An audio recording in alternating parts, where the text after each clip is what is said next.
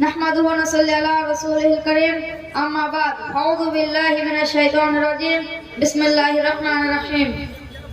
May peace, mercy and blessing of Almighty God Allah Subhanahu wa Taala be upon all of you.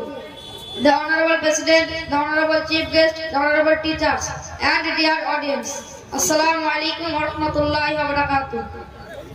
Now I am talking about our madrasa education system. The story is very glorious.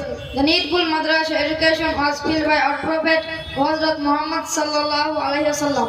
When the Holy Quran was revealed to him, the subject of the teaching of the Quran, the hadith, the duties and responsibilities to Muslims.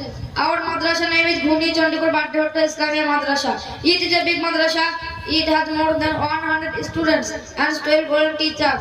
It has teacher common room, student common room, library. Our madrasa is the best madrasa in our locality. The result of our madrasa is